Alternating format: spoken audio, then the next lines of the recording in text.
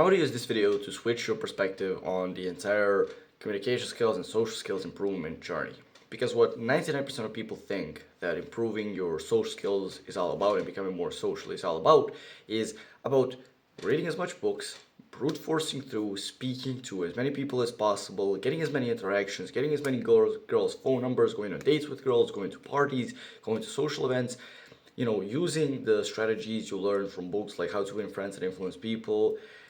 And yes, this is basically the exact route that everyone takes and that you should take when improving your communication skills. The only problem is that 99% of people don't end up acknowledging and don't end up solving the deeper kind of more important, in my opinion, things which are underground kind of, which are, not surface level, but like below the surface. Stuff that's mental, stuff like trauma, stuff like your visualization or your self-image, your beliefs about yourself, your limiting beliefs that you have. People end up brute forcing you can imagine it like they end up brute forcing building this entire house, but they do it on a muddy foundation. They don't make the foundation. It's like muddy and swampy. The house might be really, really good looking and really beautiful and big, but the foundation is weak and the house is not gonna stand very long or very well on that foundation. And that foundation is all about clearing up what is in here, clearing up your trauma, your limiting beliefs, your negative thoughts, and fully just kind of getting a reset in your brain and starting to think in a more positive way. This is something that I talk about a lot more in depth in my course, which you can check out, first link in the description. How you can imagine trying to improve your communication skills while also having all this trauma and these fucked up beliefs in your mind is like, imagine you are preparing for a race, for a marathon, right? You train more than anyone else. You run more than anyone else. You know you can win. You know you're like the best competitor on the track that day or on the marathon, right? You're the one who's most well prepared. But then the moment the race starts, you get a 50 kg weighted vest put on you and you start running. You can be the most well prepared guy there, but with those 50 kg on your back, you're not gonna win. You're not even gonna get close to winning the race. Even though you're the one who knows the most, who's the most prepared, that weighted vest, those 50 kg are going to slow you down way more than any preparation, than any previous running or stretching or exercising could do. So by just clearing out that vest, taking that vest off, you're gonna be running quicker than if you ended up spending another year or 2 years training and improving even more.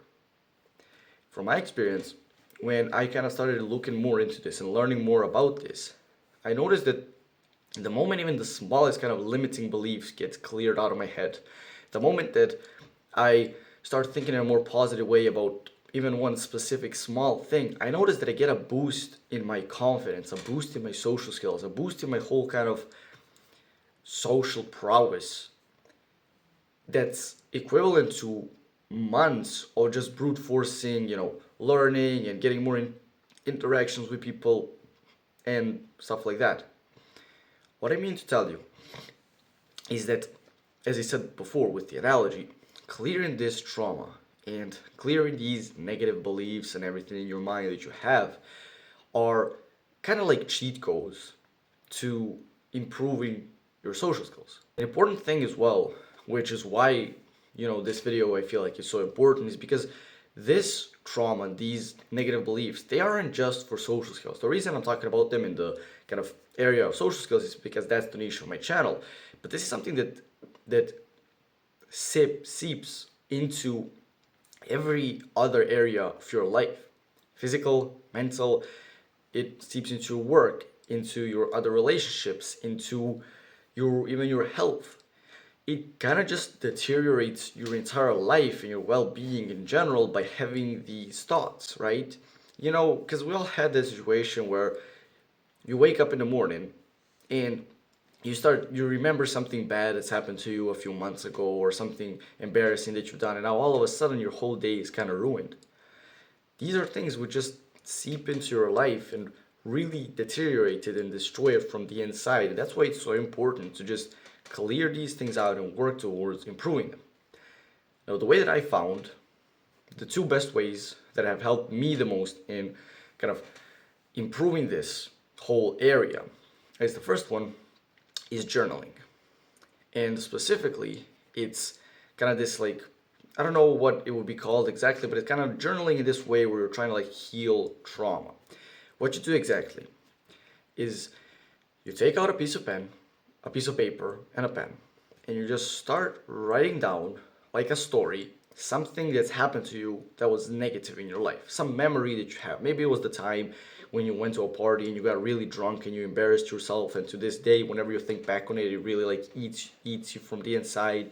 Or that one time when you got rejected by the girl and it was really painful, or that breakup that you had.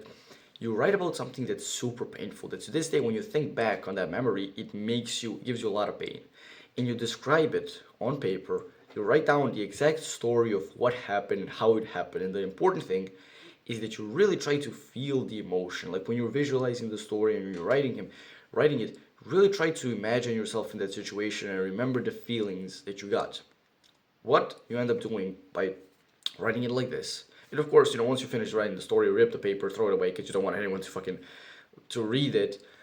What happens is, by kind of reminding yourself of those emotions that you had back then, you kind of end up dealing with them in a way, and it ends up helping you heal the trauma that you have. It kind of helps you letting go of that pain. And if you do this correctly, and maybe a few days pass after it, you'll notice that once you think back on that memory, you don't really get any negative emotions anymore with it. You kind of just think of it as like, oh, it's a thing that happened. You kind of think of it in this stoic way, and that's it. You don't get any pain with it. You don't get any fear or anxiety or whatever. It just is as it is. The second thing that's helped me the most with healing trauma is just literally sitting down with no distractions, staring at my wall or just in my room, and just thinking. Like the amount of realizations and the amount of problems that I've solved by just doing this, like it's almost like a superpower. And it's crazy how little people do it, especially now everyone has phones. Even when you're like waiting in line, or for example waiting in a waiting room going to a doctor's appointment or something, people just pull out their phones and play fucking, even if you have nothing on your phone, you play like Flappy Bird just so you don't have to be bored. But that exact boredom, when you got nothing to do, is when your mind starts to kind of think, or like actually think and come up with some really crazy realizations. And that's the way that I've been able to just thinking back on memories and emotions and everything. That's how I've been able to kind of clear out a lot of these negative limiting beliefs that I had through just literally thinking about it and logically kind of just making myself think in a different way or believe a different thing. So the action step for this one as well is just take out at least 10 minutes in a day, right? Best case scenario is like a full hour. But if you could just put a 10-minute timer on, put your phone to the side, sit down, sit back in your chair or lay in your bed, or just walk around your room and just start thinking. For the first few minutes, you're not gonna have anything to think about, but as time passes, you're just gonna start getting ideas into your mind of things to think about and problems, and eventually you're gonna start coming up with solutions and realizations to those problems. Another good way of doing this is just get some chore to do, which isn't really that hard, which can get you to think while doing it. Going for a walk is a good one, going for a run, cleaning the house, doing, mundane chores like that, but not listening to music or podcasts while doing it, just thinking. That's the way that I've come up with some of the best realizations of my life. So if you truly want to improve your social skills and you want to learn more about this and you want to really level up your social area of your life in a very short amount of time and very easily, you can check out the course clicking on the first link in the description. That is where you'll find absolutely every single piece of information that I've learned in the last 3.5 years that I've been learning on the topic of communication skills, social skills, like mental, whatever. And that's really, I feel like, the best place to truly take your mental but also physical part of your social life to a completely new and improved level. If you found this video helpful, I think you'll find a lot of value in this video right here. Click on the subscribe button and do the work.